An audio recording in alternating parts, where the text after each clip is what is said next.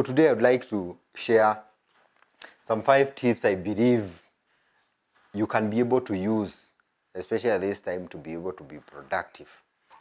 One of the things I would like to share about our country, Kenya to be specific, people are entrepreneur, people are industrious. So most of the time, because we are extremely busy, you may not be able to find time to ask yourself or ask yourself, am I doing the right thing? How is my life at this moment? That moment when you have time, especially at this time, you can sit down and think through whether your life is going the right way. Number one, you can be able to look at it spiritually. How far are you spiritually with your family, or if you are alone? Number two, financially, are you moving the correct direction to get financial independence? Whether it is at work, whether it is investment, are you investing? Are you saving? Are you looking for more income, whether at work or in your small businesses? That is financially number two. Number three, you can look at it in terms of emotionally and socially. How is your social life, especially at this time? This time we are telling people to do social distancing, to stay away from crowds, stay away from groups, but this is the time to think through. What group are you moving with? Who are your friends? Number four, you have to look at your health, especially at this time. Have you been eating right? Have you been exercising? Regardless of where you are, whether in urban or rural areas, have you been active enough? This is the time to check your health. You can be able to measure your weight. You can be able to do all those things. I think there are many ways you can be able to analyze that. That's the fifth way. You can also be able to look at your career at this time, whether you are progressing forward or moving backward. Whether you're in business, also in business, you can be able to look at your business at this time. Is your business growing? Is your business moving back? And what steps can you be able to take? If you did not know how to manage your time in the office, at home it will be extremely difficult. Even those who knew how to manage in the office, even at home, I believe they will also have problems if they don't have a practical routine. I'm saying practical because some of the routines might not work. This is the way most I would advise someone to do. Of course, you wake up, the normal time you wake up when you are going to the office. You wake up at 6, the first thing you do is to exercise. I know some people don't, but you can exercise. I was talking about 30 minutes. You can start, if you're not used to this, start with 10 minutes every day. Go increasing until you get to 30 minutes. You can do 1 hour is good. 30 minutes of exercise. 30 minutes of course, bathing, taking breakfast and stuff like that. You have to do very fast. That is at 7 p.m. Maybe give or take, you can start your work from 7:30 to 8. From 8, you can work until you need to have time for lunch, or until 12.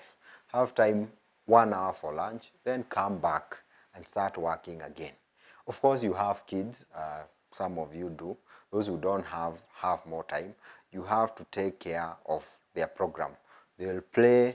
Of course, they are not moving outside. They'll have time for videos, time for those who have internet, time. You have to have a plan for the day. By the time it gets to 5, you should have worked for at least, say, 4 to 6 hours. I talked about saving 3 hours per day. And maybe you can be able to save more. And having so much time, some of the jobs that are being done at home right now, the productivity have gone down, the number of clients who are calling have gone down, the number of clients who are engaging you have gone down if you are in a client service, the number of some projects have been freezed. So what I'm saying, you can be able to save more than 3 hours. This is a very good opportunity for those things that you have always wanted to do. Those people who have always wanted to learn a new skill, those new skill, say something like programming.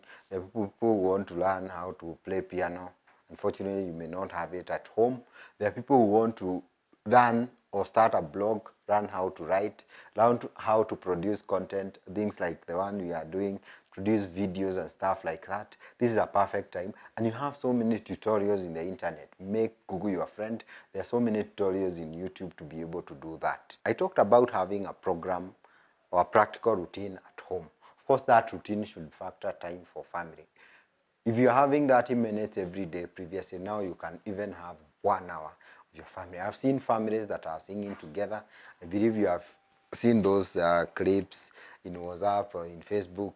They are trending. There are those who are even exercising together at home with their kids. That's very interesting. There are those who have been praying together. For the first time, there are those who are reading the Bible together. If you are Christian, there are those who are doing things together every day. That routine, that practical routine can factor that time for family. If it's about exercising, it will be very interesting. This is also the time, like I said, for us who are in business, being severely affected, not having enough time. You go home, you have so many calls.